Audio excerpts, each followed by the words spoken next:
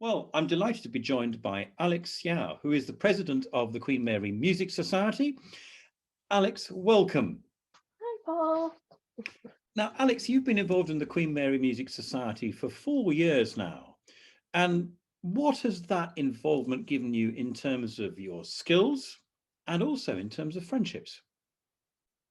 Yeah, well, I remember the very first time. I think I emailed you before the year even began asking what exactly I could get involved in. Um, and yeah, I just remember being at the very first orchestra rehearsal and then being invited to do chamber ensemble. And then that's where I met like one of my closest friends now.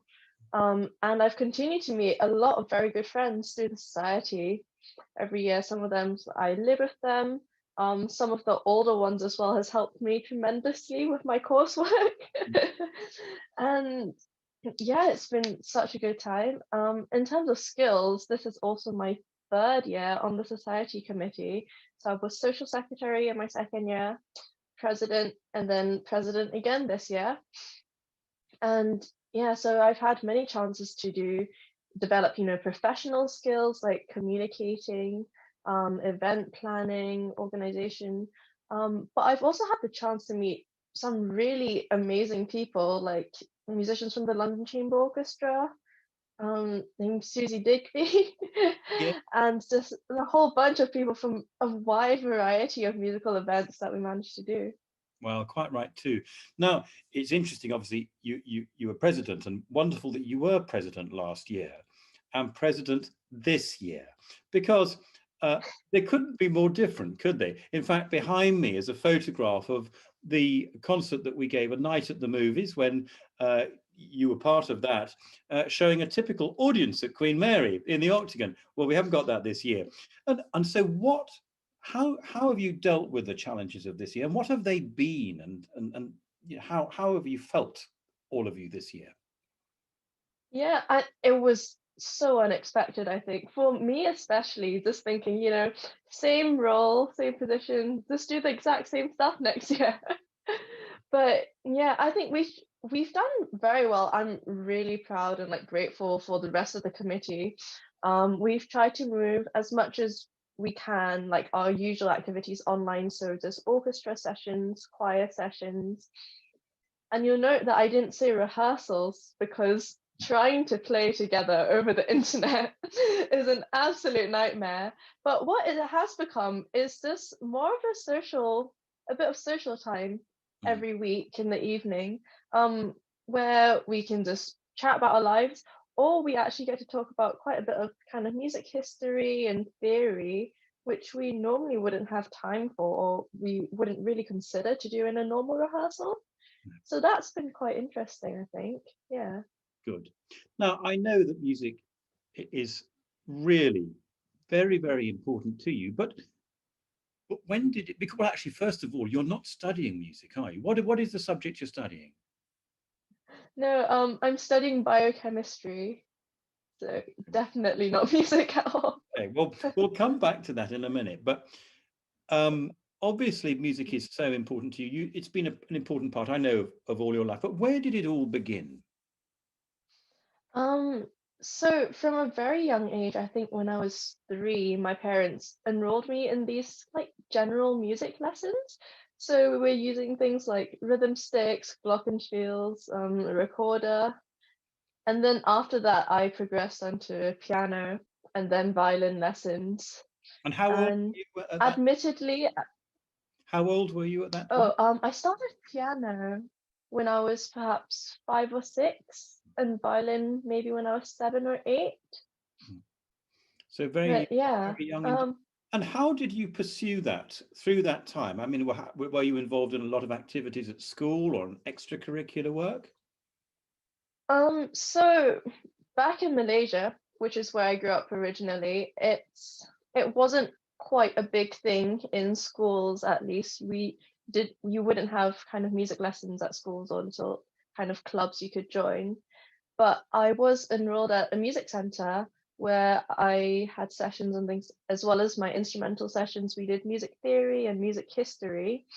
And I guess they were just weekly classes that I went to for a few years until when I was 10, I got the opportunity to audition and I received a music scholarship from a boarding school in the UK, which is then how I ended up here. And I have to say, there were lots more opportunities. I played in the National Children's Orchestra. As the years went on, I studied in the Royal College of Music Junior Department for about 4 years, Yeah. and I got to lead the National School Symphony Orchestra. And then I get to continue it all at university here. Okay. Well, that's quite a thing. Did you at any time think that you wanted to study for a music degree or at a conservatoire? Yes, I was very close to applying for conservatoires back in year 13, and through admittedly parental persuasion, changed onto deciding to study chemical physics. I actually applied for I actually applied to study physics everywhere, but through lots of twists and turns, ended up studying a biology-based subject and not music at all. And so, what would it be like if you didn't have the opportunity now to be making music, and particularly throughout your degree? How would it you would feel? Um, I have to admit, music has been such a vital part to my mental health personally. It really has been one of the things that's kept me going, even while I've been unsure academically and kind of like going through ups and downs in life. It has been just that one kind of steady thing that's been around. I can just pick up the violin and play something if I'm feeling a bit down, or and one of the bonuses of living in London is that there's so many music projects Mm. that I was lucky enough to do, where friends have invited me, or for example, the University of London Symphony Orchestra. There's a lot that I've done that's really helped. It's surprising how Mm. many people say that, isn't it? That music Mm. actually, can take you out of yourself and be a form of solace as well. Um, so music is extremely valuable. This particular pandemic, is it as valuable, more valuable, less valuable? It's definitely been hard, I think, because the aspect of music that I enjoy the most is chamber music, which means you would want people around, friends around to be playing with you. Um, but in times, when the government has been dithering on whether or not we should go into another lockdown, I have luckily been able to kind of get together with a small group of friends. For example, when we did manage to do the string quartet for Black History Month, that I think we did that just in time It before was another lockdown. absolutely. So, Like, so tell me, in terms of music, and obviously you might not necessarily pursue a musical career, but how do you plan music to be part of your life in the future? um, I think I'll always be looking for ensembles to play with, orchestras, maybe just even doing an evening with a group of friends. You kind of get together, have a little chat, have dinner, have a bash through something. I think that's definitely ways I'll try and keep it in my life. It'll if you give that it'll give you that sanity away from the stress of whatever Yeah. you're doing. Now you've chosen three particular pieces which I know mean a lot to you. One of them I wasn't at all surprised that you picked out. In fact, I'd expected you to pick it. Which one is that one? Probably Stravinsky's Firebird. Indeed. And why did you choose I think Stravinsky's Firebird? so. It was firstly one of the very first big orchestral pieces I've played in a full orchestra. That was back in 2013 with the National Children's Orchestra.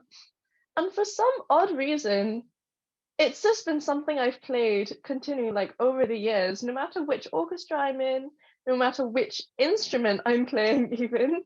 Because I remember playing, I think, the viola part back in my first year with Queen Mary Orchestra. You did indeed. And yeah, that was with after about, I think, only a few months on the viola. So it was quite a shock to the system. It's a big learning But curve. yeah, Isn't it's it? just, yes, it definitely was. You managed it very well. But yeah. And then secondly, you've Um, chosen Debussy Étampes. Tell us a little bit about that. um, yeah, so it's a piano piece that I remember spending most of my sixth form studies learning and also analyzing for A level music. Um, and yeah, I think part of it was also because of the memories I have learning about the history behind it through my piano teacher. Um, it's just such intriguing sounds, like the inspiration from the gamelan Yeah, in kind of Indonesia, how like all these sounds came about during is it the Paris Expo, I want to say, it when was. they brought over all these sounds from Southeast Asia. Yeah, so I quite enjoyed learning about the history behind that, and it sounds really beautiful as well. It does indeed. It's one of my favorite pieces. In fact, you've chosen two of my favorite pieces already. And your final piece, which is a huge work, happened to be, I think, the last piece you played before lockdown. Just tell us what that is. Yes, so this is Strauss's Alpine Symphony. As you did say, I played this with the Southampton University Symphony Orchestra about less than a week before the very first lockdown, and it was just such an amazing experience. Like the really luscious sounds, and it really takes you on a journey. It does. Yeah, it was just very cool. But I none of really those enjoyed pieces are that. easy to play, are they? They're all extremely virtuosic works, which is a testament to your musicianship. Alex, it's been a pleasure talking to you, and Yeah, we look forward to hearing those pieces. Thank you so much. yeah, great. Yeah, lovely talking to you, Paul.